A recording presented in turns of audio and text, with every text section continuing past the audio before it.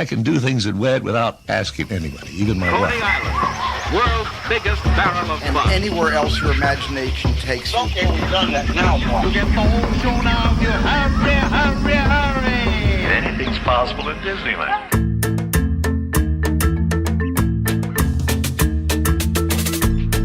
Welcome aboard the Themed Attraction Podcast, where we take you for a ride through the wonderful world of theme park design, that is.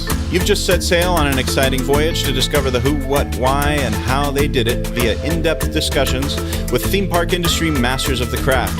I'm your skipper, Freddy Martin, and with me as always is theme park designer, master planner, and spatial storyteller from Storyland Studios, Mel McGowan. Where will the map take us today, Mel? Well, Freddie, we're jumping back to Storyland Studios in the middle of our two-part interview with my good friend, former creative executive at Walt Disney Imagineering, Tom Morris. In the last episode, we heard Tom's story that started when his dad worked on Pirates of the Caribbean at Disneyland and continued with him designing theme park magic for Disney over several decades. And today, we're going to hear how the art form of Imagineering is really a process of telling stories in space using both the right and left lobes of the brain. That's right. Today, we're continuing our masterclass of theme park design from concept through construction with the man himself, Tom Morris.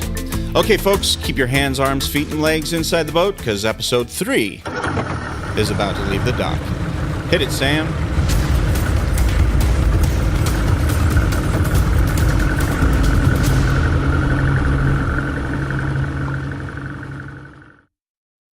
Well, that first episode, if you listen to it, is really great. I mean, we get to hear Tom Morris' story from when his dad first walked him into the back door of Pirates of the Caribbean and showed him that everything that you see is not what you think you see. You know, I really related to that because, as you know, my dad used to work at Disney, and one of my earliest memories is him telling me about Pirates and kind of blowing my mind, taking me on it.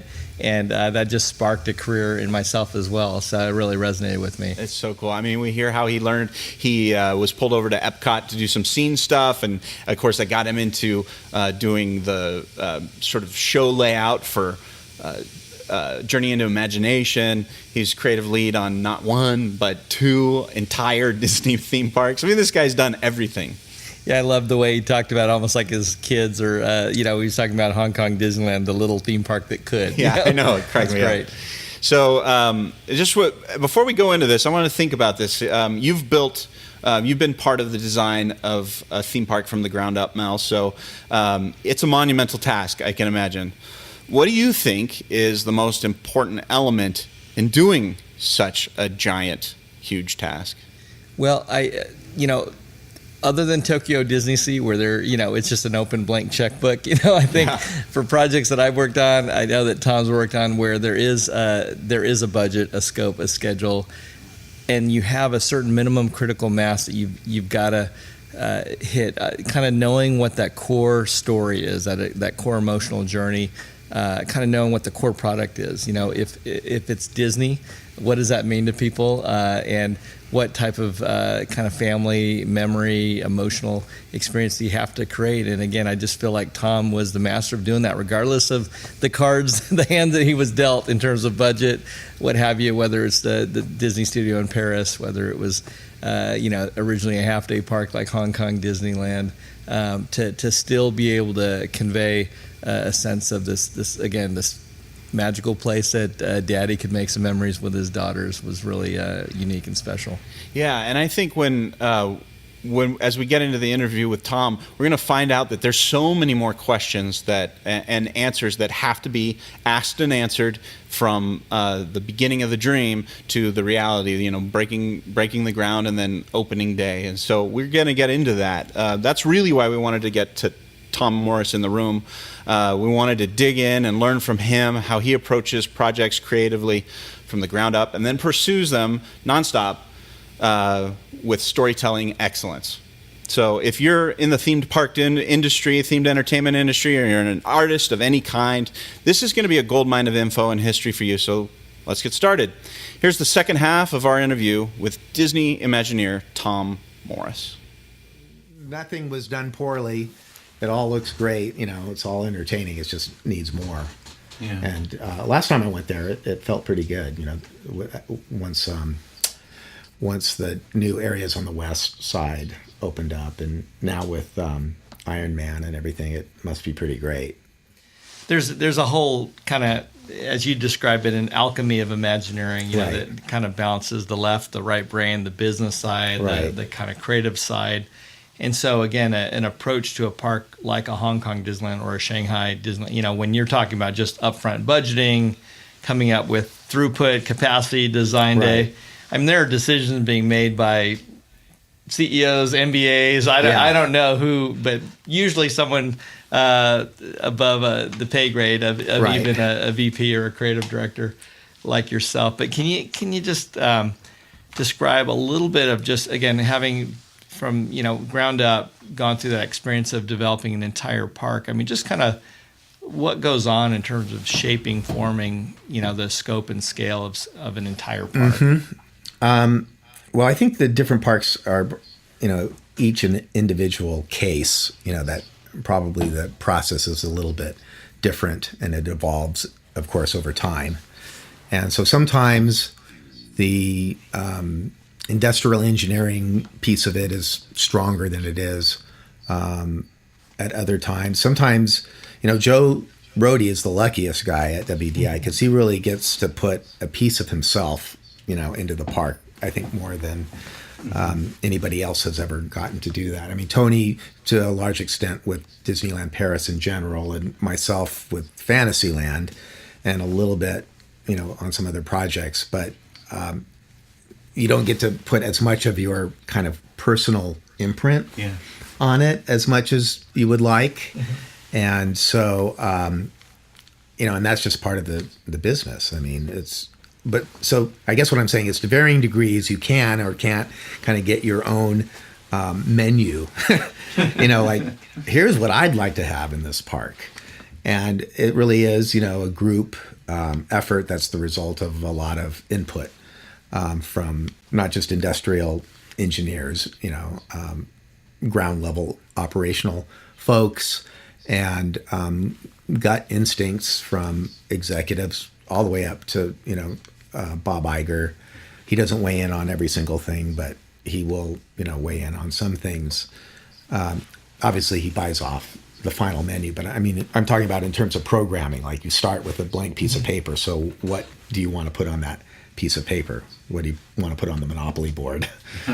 And so I think they all are, I think the process is a little different on each one depending on the chemistry of the people involved. So I will want to have more of a say myself, you know, selfishly, as to what is on the menu. I know Joe Rohde does, Tony does, others are less, you know, insistent on that.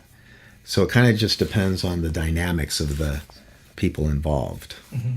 And there's certain decisions that were made, you know, for example, like with a Hong Kong Disneyland or Walt Disney Studios, that just are the heavy lifting in terms of achieving the budget, you know, of, you know, using, for example, Disneyland's, Anaheim's, you know, basic Main Street spine design, or doing a Fantasyland maybe more based on mid-century Disneyland, you know, festival, you know, flats, as opposed to the fully fleshed out Tangren inspired, you know, European Disney, you know, those type of decisions. Are those, you know, again, is that kind of creative? Is that financial? Or is it kind of just trying to find that perfect balance? Kind of trying to find the perfect balance. I mean, Hong Kong didn't even originally have all of Fantasyland as part of the program. So in order to get more program in, you know, there was maybe less of the 1983 Tangren approach and more of the 55 approach. Better done than 55. But, yeah, I don't know. I lost my train of thought. It's such a complicated, well, it's just a endeavor. Fascinating era because, you know. I just remember what I was going to say is that, you know, a lot of it is influenced these days with recently successful attractions and wanting to replicate them. Yeah. Okay, so this is a proven thing that people like. And if we do a second one, you know, it's a little bit less expensive. And like Buzz Lightyear is a good example of that. Soarin', So that's all, you know, there's always a kind of a certain amount of go-to, you know, the popular and, you know, the ones that you could replicate. But also, to varying degrees, each park wants unique things. That wasn't so important 20 years ago, but that seems to be more important now. So almost everything in Shanghai is unique, if not in its execution, in its name, you know. That always is an important thing too. But then there's a lot of, you know, the second guessing and talking, what one executive called talking to ourselves. Are we talking to ourselves? You know, are we like talking ourselves out of doing something common sense? And you know, right. So there's a lot of that, you know, there just naturally is. And that, you know, varies from park to park. But some great examples of, you know, kind of talking to ourselves is, you know, okay, you can't assume that all cultures are the same. You cannot do that. But there are certain things that are the same in all cultures, and most cultures seem to like sweets and candy, you know. But we've had debates about, you know, there shouldn't be a candy shop here because this culture doesn't like candy or cookies, or this culture doesn't like to get wet, or this culture doesn't like to get scared, or this culture won't participate in interactive things, or they won't get up on stage. And we go through this. It's kind of funny. Almost like someone majors on a minor observation and tries to hang their hat on that. Someone becomes geniosity. Yes, exactly. Someone becomes the expert on behalf of 6 billion people. Right. Of all Asians. Yeah, exactly. And so this is kind of a funny thing that I've observed at Disney over the years. Is this happens time and time again, and you can almost predict it. You can almost like Nancy pulling the. Or Lucy, I'm sorry, pulling the football away. Yeah, the football away from Charlie Brown. You can predict that the next park, there's going to be all sorts of debate that will take a lot of time as to whether people want balloons or not, I read or heard so much stuff about how the French are not gonna. They have to have their smoke breaks. They have to have their wine. They're not going to be interested in the fairy tales in the same way. And now, you know, so many years hence. It's precisely the culture that they're sort of settling into and enjoying about what Disney brings there. And there's also a learning curve with every park, and that kind of distresses me a little bit that the lessons learned during those learning curves aren't remembered over time. And you know, it's funny, it's like the lessons learned 5 years ago are really important and those are relevant. The lessons learned 30 years ago or 20 years ago aren't, but they're the same lessons. So I remember as a kid going to Walt Disney World and being amazed that no one was in line for the Haunted Mansion, but there was a huge line for the Skyway. There was a huge line for the Treehouse, but not a big line for Snow White or Mr. Toad. Because people don't know what's behind the box, because almost every person who's there, it's their first time there. So they see the treehouse, let's go up into the treehouse. They don't know exactly what the Haunted Mansion is. It doesn't take long for that learning curve, like maybe 2 years, to correct itself, and suddenly you've got the big line for Haunted Mansion and the small line for the treehouse. Wow. And I watched that exact same thing happen on Disneyland Paris, with the long line for the treehouse, an hour-long line for the treehouse, and no line for Pirates of the Caribbean. Yeah. So what's going on here, you know? And we opened up Hong Kong Disneyland, and there's this panic because no one's going on Space Mountain. Well, because it's a little bit ambiguous if it's your first trip, you know? And so, oh my God, we need more outdoor rides that are obvious what they are. And okay, if you want to do that, but give it a year or two, and I guarantee it's going to, you know, flip around. Yeah. And so we go through this time and time again. Some of these things, like people don't want to get wet. Oh, look, they want to get wet. People won't join the parade. Look, they'll join the parade. It's kind of a thing. Yeah. You know, it used to irritate me to no end, but now I kind of laugh at it. I can, because I'm not there anymore, so it doesn't have to irritate me. Well, it's funny. It's funny that it just keeps happening. They're right for 2 years. Yeah, that's right. That's right. But if you got some of the old guys, you know, back, they could tell you that too. You know, but what do old guys know? Yeah. So, Tom, it seems like we're just coming out of a couple of decades of this era of Disney developing. I think we were talking about half-day parks. Yeah. You know, that probably started with maybe Disney MGM Studios in '89, and probably I'd say that Shanghai probably is not that. It definitely marks the end of an era. Yeah. What was up with that?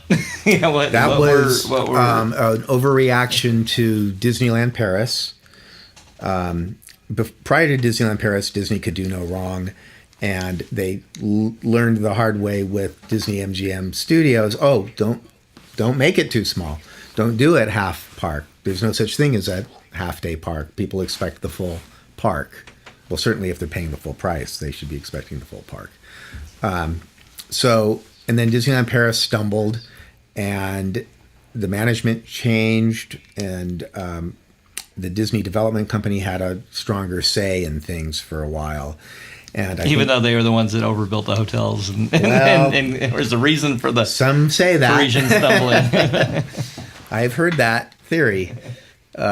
So there was a time where I think they were risk averse to doing another park. And I remember actually hearing, and others remember this too, that there'll be no more Disney full day parks. Wow. That era has come to an end. Oh. No more theme parks. It wasn't like even half day parks versus full parks. It's just, we're done with theme parks. We'll do regional entertainment now, which could include maybe a 4-hour experience or something like that. So then we went through this exploration. The Disney Quest model. Right. So I worked on Disney Quest for quite a long time, and concurrent with that was ESPN and a couple of other Club Disneys. Yeah, Club Disney, and then there were many ideas that were pitched that never made it through all the hurdles. And so that's just what we heard for a long time. No more theme parks.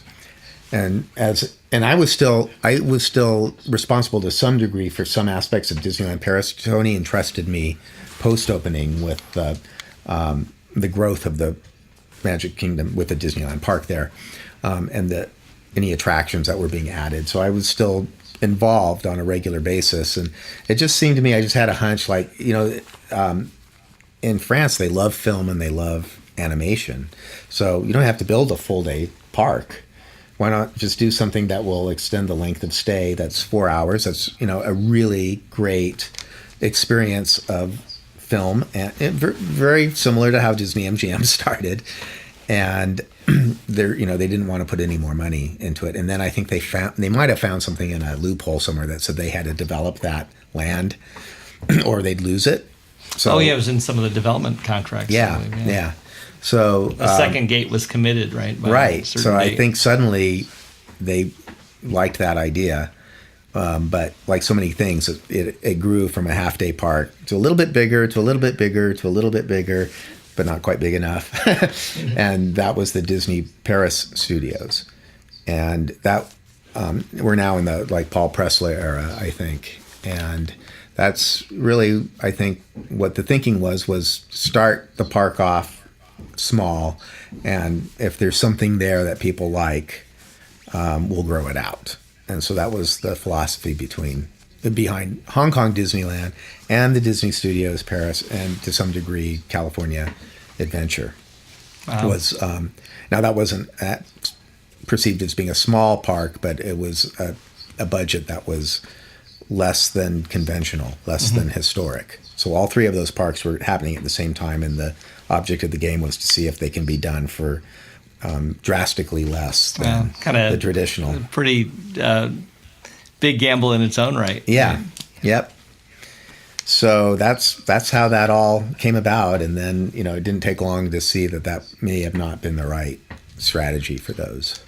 It's kind of interesting. Yeah, definitely there's a whole business side of, does that, in fact, increase length of stay? Does it, bring new hotel rooms? Even Disneyland Paris, I at one point in time when I visited, I know the pricing strategy was such that you could buy you'd pay full, fare for your studio's ticket, but when the park closed at 5, you could then go over to the main Disneyland park, and it seemed like a pretty nice way of getting that second day length of stay, as opposed to trotting off to Paris and dealing with all the other cultural competition, and certainly those parks, to be able to have a minimum critical mass, but then to be able to, recapitalize over, the next decade or, 2 decades. Yeah. So you see, it's a tricky business. It's not as easy as everyone it's thinks. not just let's blue sky a bunch of fun stuff and do a cool picture and hire an illustrator. And there's all sorts of factors that are involved. Economic, the economic condition of the particular region that you're in, the economy while you're building it there, can be unfavorable or favorable. The contracts that you get, the bids that you get back can be lower because they're having a recession, or they could be higher because, they're having inflation. All of those, just so many moving parts are involved, and it's something that seemed like it was so simple once upon a time. A place that a daddy wanted to make some memories with his daughters. Right. So sweet and simple. Yeah, exactly. So what's the next chapter for Tom Morris? What are you working on? What are you dreaming about? Since I've been working since I was 11, because before was working at Disneyland as a 14-year-old, I was working as a paperboy as an 11-year-old up until the time I was 14. Which paper? The Daily Pilot, Orange County Daily Pilot. And and that takes up your spare time when you're in junior high school. And I didn't have a lot of spare time to travel or vacation or chill or whatever. So I thought it would be kind of cool to do nothing for a couple of years and see what nothing feels like. And I'm not doing a very good job of it. I'm still doing a little bit of consulting when things, when there's something kind of interesting looking. And I have been encouraged to write a book or two. I've gathered the beginnings of material for these books that seem like, it would be a good thing to kind of finish off that idea, since I've already kind of put some time into it. These were presentations that I developed that I've given to schools, and USC, UCLA, Texas Tech, etc. And they really lend themselves to books. Disney Publishing is interested in at least one of them. And so if I get the green light coming up in the next few months, then I might be doing a book. That'd be great. And if that book goes well, I might be doing a second book. In the meantime, I give presentations to those who are interested in seeing my presentation. So I've been sent to Florida and up to the Bay Area and all these different places to give some of these presentations. And I don't know what is exactly next. I've been working on my landscape, finishing up this project that never was finished, because I was always too busy. And that's about to finish up. Yeah. And I might get back on my surfboard because it's been a couple of years now.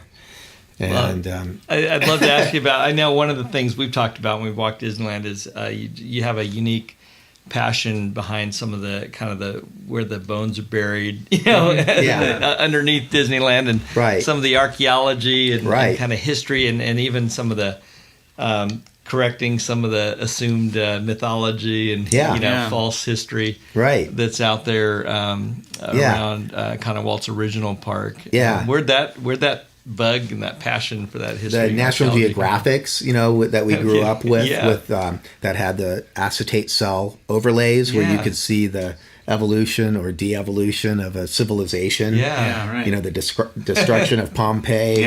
And you'd take that cell overlay. And then being a Disneyland, historian fanatic, kind of like, okay, I logically or intellectually have heard certain stories, or, you hear that such and such attraction was where this other attraction is now, but you want to see it. I want to see that. I want to see exactly where. I want to see what scene was on top of what scene, the same way with the National Geographic. I want to see it.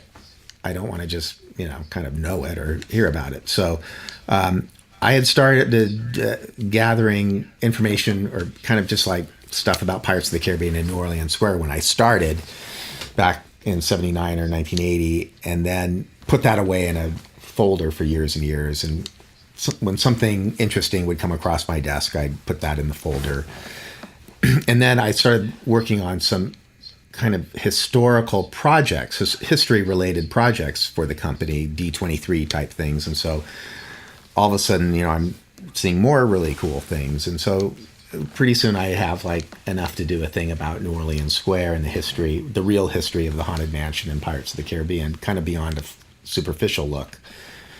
And I jokingly mentioned that to someone from Disney Publishing in a meeting, and they said, "That's a great idea. Do you know anyone who's working on that?" Boy. And I said, "Well," they go, "Are you working on it?" I go, not until I'm not working here, because I don't have time to work on the idea." And it's like, "Well, let us know whenever you're ready." Oh, that's great. So, so once I hear from them, they say they're still interested in it. Then I'll start up on that, and I'll need help with it. So I'm gonna enlist the help of some of my friends who are topical experts on things like Main Street or Tomorrowland, or that's great. Where all the lessees used to be, in the park originally.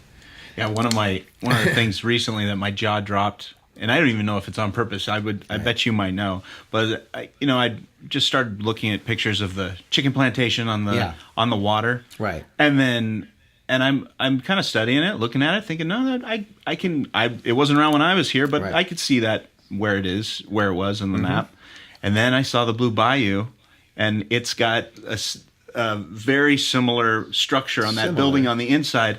I went, oh my goodness, somebody just is that their first? Was that the first like Easter egg where they're saying, hey, this used to be the chicken restaurant, and here, right in that same place? I don't think it's actually an Easter egg, but it is probably a holdover from the thought that they were going to keep the plantation, which was true. They were going to, when they did New Orleans Square, they were going to keep the plantation house, move it like 90 degrees, because that's what they did back then.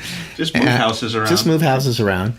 And it was going to be like turned around 90 degrees and incorporated into New Orleans Square. And then that idea didn't stay. Yeah. And I think that they knew that they were going to do some kind of a Blue Bayou restaurant. Yeah. So I think, it's like, well, we got to have a plantation. Yeah. And certainly, a plantation looks like a plantation. Yeah. And so we've got drawings. We know what I've never plantation compared looks them, like. though. That's an Look at interesting them. thing. They're pretty close. How much of it, But that's archaeology. That is totally archaeology. Definitely, yeah. And where exactly was the plantation house in plan? You want to see in plan exactly where everything. Right. Well, I appreciated some of the nuggets, just even architectural precedents like that of finding the true source of Disneyland City Hall. Eddie I've been to Sotto's Fort really. Collins. I've seen the Yeah. county courthouse photos. It just didn't look the same to me. Right. But, digging in and, Eddie Sotto has a lot of those, that he's uncovered because he went through every book at the Imagineering Library, and he'll stumble across, these books that were checked out by Bill Martin and, all the greats. back in the day. In the day, Yeah. Herbie and Marvin Davis. And sure enough, here's the Beacons building in Wisconsin, and here's, the real City Hall in Minnesota or wherever it was. Yeah, Michigan or something. Michigan, yeah. That's awesome. Yep. And there's a lot of that, I don't know if anyone's really, gone to the level of this balcony, this column, this, exactly what did we cut and paste from? Yeah, and the scary thing about the book is, where do you stop with all of that? Right. And, it's a rabbit hole. It's a rabbit hole. Wonderland. Yeah, it really is a rabbit hole. So there's got to be some, stop point on that. But, Eric Linksweiler knows the real story behind the flagpole base. I can't remember what it is, but you hear one story for years and years, and then this other guy finds out and it's from a different source. Interesting. Yeah, I know some of the trees, that are original trees in the park. Yeah. The eucalyptus behind Pirates of the Caribbean was there from the original ranch. Dominguez Palm. The Dominguez Palm, but it was moved. Yeah. But it was there. It was over by where the where Pirates is now. Yeah. Wow. Moved 200 feet. Yeah. The eucalyptus trees, behind Main Street and Fantasyland are original. But there's a photograph I found of the Walnut Grove taken in 1903 that the Orange County Archives has. It's a pretty clear photograph, and you can triangulate where it was from the 1953-54 photographs of the site. So you can do a dissolve of this picture taken in 1903 into what's there now, which is the backside of water. It dissolves into the back of the Schweitzer Falls. Yeah, that's fantastic. So there'll be stuff like that in there. It's going to require. It's going to require. I have to go to UCLA library where they have a collection of aerial photographs, and because Disney doesn't have. Well, let me know if you need any help. I'll just I'll begin to help. This episode was brought to you by MyStudioSpace.com. MyStudioSpace is a group of fun and thoughtful online professionals who want to make you happy by simplifying and personalizing your website with powerful and cheap web hosting and domains. If you're not web savvy, talk to MyStudioSpace. They rub off. Honest. Call 407-701-7577 or go to MyStudioSpace.com to get started. Hey, one question I love to ask people, especially people who've been around for a very, very long time, having been at the parks, 73. So is there a spot in the park? I've asked this. I asked Tom Nabby, who used to be Tom Sawyer. I asked Bob Gurr the other day, where in the park do you go today that you can still feel that original spot that hits you? Wow, it's still like that. There's still something that is still very familiar to Tom Morris in 1973. Well, parts of Tom Sawyer Island, I'm glad haven't been taken out. Last time I went on it recently, I'm like, oh, they still have Castle Rock and they still have all these different things on it. It's still cool. I wish the fort was still a place you could go into, but the caves are good, and there are moments when you're in there. It's I remember when I was a 6-year-old, the first time. It's still pretty immersive. Yeah, and New Orleans Square. I was 8 years old when that opened, and it was so adult to me. It's it's very sophisticated. Yeah. Mother and father, mom's making perfume. That's right, exactly. And then they're going to listen to jazz, to Teddy Buckner or whatever and Freddie Martin, at the stage, and we're going to eat at the Cafe Orleans. It was very genteel, and that and I think Adventureland for the most part still is all there. Yeah, and what's been added is good. Like the queue area of Indiana Jones is really good, and so in Main Street, obviously there has been a balancing act of keeping the essence of the original park, but the layers that have been added to it over the years to actually make it kind of a deeper, richer experience. I like everything except for the crowds, but I can't believe that. I mean, I remember a day when you could ditch school for your birthday, in February, and there would be nobody on Wednesday or even that Saturday in February for that matter. You could shoot a cannon through the park. It is funny though when you talk about people kind of memorializing the past. Back in the day when you talk about the Fantasyland plywood false front facades, versus today's Fantasyland, or I remember my training experience of them bragging about the different colors of slurry coat, over the asphalt. We would have green for the jungle at Adventureland. That's right. Gray for Tomorrowland. Right. And just versus the intentionality and the thinking behind the pavers and the hardscape and the what have you these days. It's in the early 70s, once the Haunted Mansion opened, the park, to a 10-year-old did not change for years. Shops didn't change. There was a moment in time when nothing changed. Mission to Mars. That was, oh my God, they're going to change the moon ride into the Mars ride, or, Carousel of Progress to America Sings. It was, meh. And in fact, I remember hearing, they're not going to ever do rides again because they're too expensive. They'll do these shows like Bear Band and America Sings. And that's what, we can expect for the next, for the future. I remember thinking, God, it's just so sad. Nothing, if a new shop went in, I think the Disneyana shop went in one day in 1974, and that's, a new shop. Yeah. Oh my God, a new shop. Things did not change at Disneyland. And I remember being younger when I was 5 or 6 years old, and you go to Disneyland, you wouldn't expect to see the same thing. Even my dad would say that. It's like, oh, this is gone now. Now there's a new exhibit. Until oh, what? Well, Until Big Thunder? Is that when they and Space? It was still like every 2 or 3 years. Yeah. Then Space Mountain. That was big. Space Mountain was big. That was the first big ride since Haunted Mansion. And then Big Thunder, that was good. And then New Tomorrow or Fantasyland. Now it's like changing so much. So you hear people complaining about it changing. Too much change. I think it's too much change, not enough change. It's sensible change is what you want. You want it to always be better and improved. And some things need to go, but some things don't need to go. So that's another difficult balancing act that management and creative, they all have that difficult decision making to do.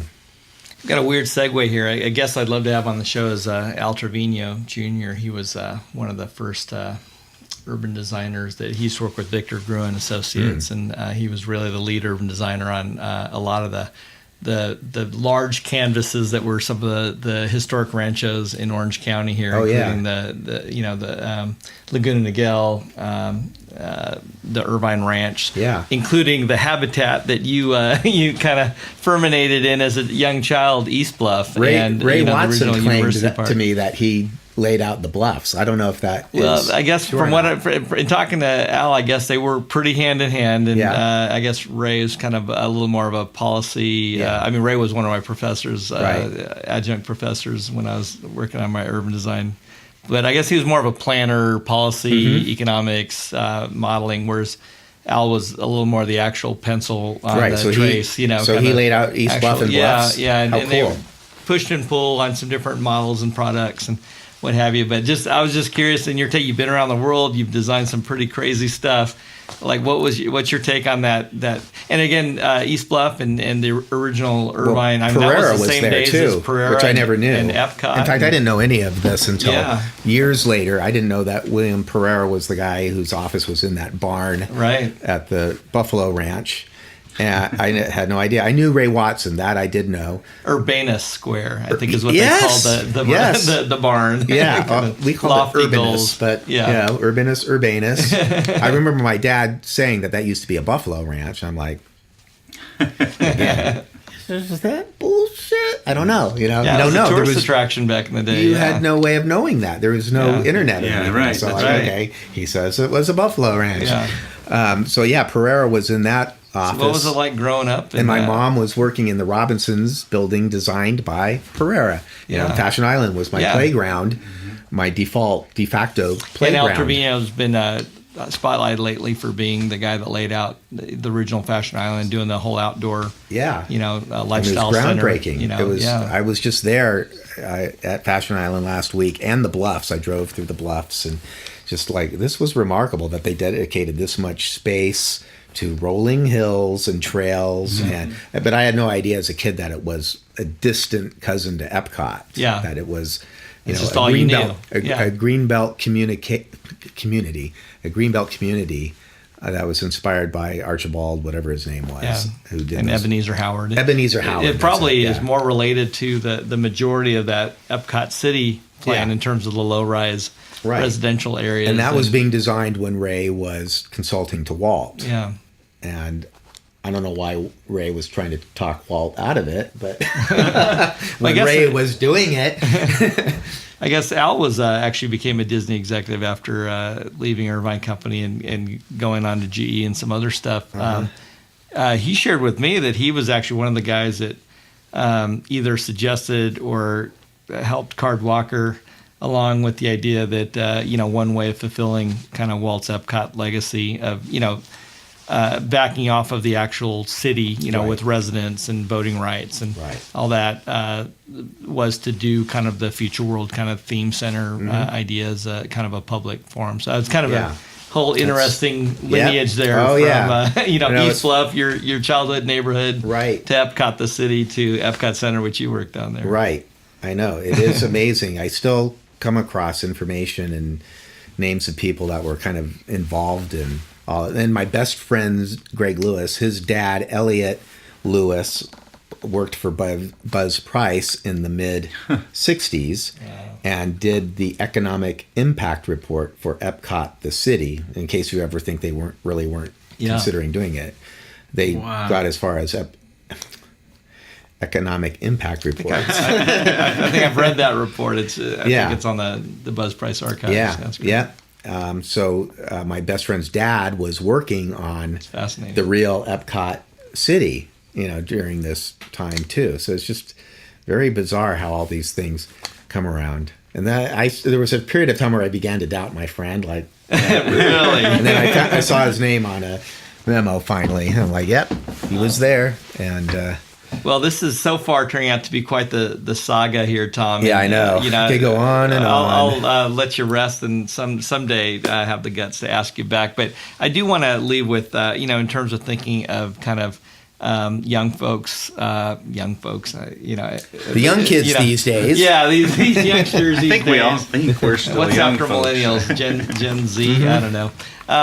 But kids wanting to get into the industry or thinking about, hey, I'd love to go beyond designing a roller coaster tycoon. Yeah. I don't even know the current video games that you play these days. I wish I had that when I was a kid, when I was 10, 11 in my room drawing up future cities and theme parks. But any advice, any kind of lessons learned, brain damage incurred that you would... I think the words of wisdom? fundamentals, all still apply of, getting some illustration in if you're interested in going into the creative side of things. It doesn't...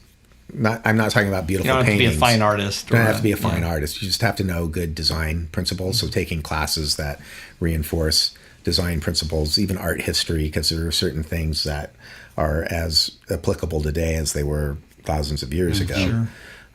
So having a little bit of that behind your belt. For me, the most important classes that I took, there was always I did have some good teachers, I have to say, and they left me with, some of these rules of thumb and things like that. And I had good film studies teachers, both in high school and in college, and, teaching you how to look at film and to analyze it on a different level and how you compose a scene. And I think cinema and film is still kind of the preeminent art form, trumping out theater, trumping out games, video games and all of that, because people still spend more money on that. You can tell people are still, it still attracts people. There's still something to the art of film and the art of animation, the shape language, the composition and all of that. That's applicable to this business, to any design business. So I took a lot of classes and I wasn't majoring in anything. I took advertising and I learned a lot from advertising. I learned a lot from a book called The Hidden Persuaders about little tricks to catch people's attention on packaging. How you have dominant images and subordinate images within a poster or within an advertisement. These are all kind of simple things that, but you may miss it and never think about it, and then it becomes so obvious to you, later on. But you can't assume that all of the lessons that have been learned are going to be handed down, and there'll be these hiccup periods where they're not handed over. And I was just watching I previewed a film called Howard by Don Hahn, the Disney animation producer, live action producer too. Yeah. And it's a film about Howard Ashman. And in the middle, and it's a great film. It's beautiful. It's moving. And in the middle of this film, Howard Ashman is brought in from New York, somewhat reluctantly, into Glendale to work with the animation group, who have forgotten by this time about the fundamentals of storytelling. And so they haven't done the Mermaid yet, or they're finishing up the Mermaid, and he's in there now for Beauty and the Beast, and Beauty and the Beast isn't working. It's not a musical. And they're struggling with how we get people to bond with Belle. And he's like, you open with a song, an I Want song, and it may sound cornier and everything, but you've got all the business done after 4 minutes. And and the animators are like, you mean you know, you can like you do this convention where like you get they were like, and you know, and then years later, like the animators were saying, we can't believe we didn't know that. Yeah, right. Wow. You know, Yeah. but we were too kind of like full of ourselves to admit that at the time. Wow. And so these are kind of things that, again, that are repeating, you know, over history that like there are these lapses where the information doesn't get transmitted. Yeah, or the yeah. best practices don't get. Or we swing too far in the pendulum away Right. to getting too cool to getting Yeah, to... because you do need to change it up. Yeah. You know, you need to change it up. Can't be stagnant. Yeah. Right. But once things kind of aren't working for you and you've changed things up, what do you go back to? Yeah. You got to kind of You go have back to the rediscover fundamentals. it or Rediscover hope it. that somebody's going to Yeah. clue you in, like Ashman. Right. Exactly. So, you know, the fundamentals still apply of design, taking design classes, taking art history classes, film classes, theater classes, business classes. I took a business class, economics, 2 semesters of economics. And I, you know, there are things that I remember about that class. That professor had a couple of interesting things that would not be allowed in this day and age to help you remember or think about things economically, supply and demand. And a lot of those lessons have, you know, stuck with me. And so some, you know, degree of well-roundedness is good. And then some degree of like focusing in on something also is, I think, important. And So good to be Renaissance, but also good to major in something. And Yeah, go right. deep. And, And it That's right. doesn't hurt to travel Europe and take pictures of castles. well, traveling Have is a probably lot the of- number one thing. I mean, that's opened my especially eyes. in placemaking. Yeah, Placemaking. You will discover not just cool-looking things and places, but processes and, you know, people, learning about people and different cultures. And it will just open up things like they've been doing this here for 150 years and we've never done it, you know, or tried it in the United States, or they tried it once in 1947 and it didn't work because they didn't do it right, you know, but yet you see it over here happening. And so those kinds of things are, you know, big eye openers. And also just the whole sense of time out there, or, you know, not just Europe, Asia, you know, what they've been doing for thousands of years. The Middle East, they invented many, many things that we claim to have invented, or the Europeans claim to have invented. And then you do some research on it, you discover it was actually, you know, the Middle Easterners who invented this thing or discovered this. And so, you know, The value of remembering what we forgot. Yeah. or what we had already learned collectively. So. right. You know, and some of the businesses that worked on Disneyland Paris had been in business for 500, 600, 700 That's years. right, We got that's right. tiles made by the company that's been making ceramic roof tiles for 500 years. Yeah. You know, just it's very strange, you know. Probably the best tiles in any Disney park Yeah. Yeah. or any house in Irvine. Right. So I got a bonus round here. What's your favorite non-Disney? I think I know what your favorite Disney theme park is, but what's your favorite non-Disney theme park? Well, I do like Tivoli Gardens quite a bit, and I went there for the first time in the mid-'90s, and then I've gone back about 4 or 5 times. I really like it. I also now really like Europa Park in Germany, since they've expanded. It's a really great Mac showroom. Yes, it's the best The world's showroom best you'll ever go showroom. to. Yeah. And it probably more than any place, maybe besides Tokyo Disneyland, I get these little flashbacks of Disneyland 65, you know, when I go there. Not literally, but in, you know, just the way that they do things, and there doesn't seem to be a lot of overthinking, yet it's not underthought, but, you know, sharing a space with 3 or 4 different rides, a people mover, a monorail, a restaurant on a lake. I don't know. There's a genteelness to it that reminded me a lot of. And that park was one of my childhood parks and growing up in Europe. And, Yeah. and just, again, to see what that park was when they opened in the early 70s. Right. You know, just this really peaceful garden park. Yeah. To what it is today. And I kind of laughed at it the first time I went. You know, how quaint. But it was neat that it was kind of in a forest a little bit. But now, with an actual castle, yeah, in the back of the. Now there's a lot there. Yeah. It's got a lot of attractions. Some, a lot of e-ticket attractions. Some fun rides. You can't take any like single one thing and go, this is really great. But it's a lot of fun. It's 8 hours worth of stuff, and at the end of the 8 hours, you haven't seen half of it. Yeah. Intermixed with some like really clever ideas. I was saying about you discover something that no one maybe has ever thought about doing in the United States. And at Europa Park, you can bring your dog, and they have a whole bunch of little really cool dog houses, and it's sponsored by Purina. Wow. And so you can go from land to land, and here's a really cool dog house over here, and they're supplied with water and the food, Purina food. Wow. And it's a little rest area for your dog. Oh, that's a great idea. Yeah. Wow. So you always find some little neat idea. The Fast Pass was developed by Alton Towers originally. They're the folks, the park that came up with that idea, and then Disney, took the idea and made it better.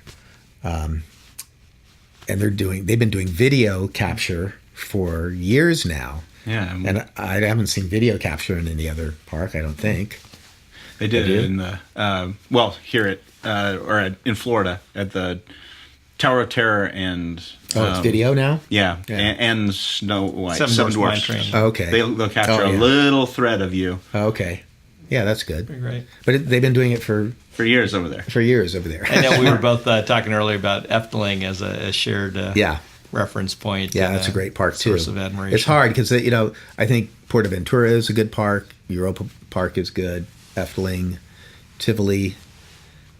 Tivoli is the sweetest, Yeah. And you can definitely see the DNA that came from it into Disneyland with the care that's taken into little lighting fixtures and signs just and the lampposts hardscape detailing and the railing. what a great source of I think I have a inspiration. library, of all the photos of the different types of railings that they have. The area development details is just amazing there. Yeah. Well, guys, we've been going for a while. I can't thank you enough, Tom. Thank you. Hopefully, you had as much fun as we did. We did. Yeah. I did. Soaking it up. Yeah. Anytime. Awesome. Well, always open invite here at Themed Attraction. So thanks, and we'll sign off for today. All right. See you later. Thank you. Wow, you weren't kidding, Mel. You called him the professor before we got started, and I mean, that's exactly what it is. He is a wealth of information, of teaching, of learning, and he's an open book. So he's doing what he can to help take the industry to the next level here in his second career. It's so great to capture him in this moment in time, don't you think? Well, we were really humbled and honored to, get him not only to do the podcast, but actually to collaborate a little bit creatively as we're in this blue sky phase for this new theme park project that we can't wait to spill the beans at a future date when it's kosher to do so. But, the thing I appreciate about Tom is he's really also taking time off from making money, consulting, to really kind of document the brain damage that he's incurred over the last few decades and the lessons learned into really what I think could be a pretty important companion piece, almost a spiritual successor book to Bob Thomas's Art of Animation. I think he's talking about calling it the Alchemy of Imagineering, and everyone on the podcast here got a great taste test preview of that book, I think, today. So I don't know about you, but I'm going to put my name on that Amazon wish list, waiting list. So as soon as that comes out, I'm try to motivate him to keep pushing it along. Yeah, that's awesome. Well, we better wrap this up. Who knows what other exciting adventures we're going to find just around the bend, Mel. It's been fun. Thanks for joining me on the podcast today. The Themed Attraction podcast is hosted by Freddy Martin and Mel McGowan. Our guest was former Disney Imagineering creative executive Tom Morris. You can follow him on Twitter and Instagram at Tom K. Morris. Get access to more stories and interviews at themedattraction.com, the world's most comprehensive site on theme park and theme park attraction design.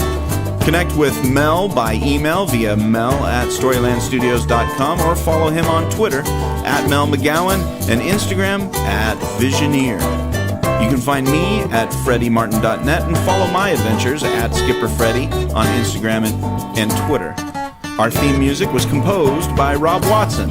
Other music provided by The Lost Dogs. This episode was designed and produced by the one and only Dr. Barry Hill. Find him at barryrhill.com. You know, Mel, Barry used to teach cursive handwriting before he came to the podcast, but the crocodiles are aggressive out here, so now he's teaching shorthand. Thanks for listening, folks.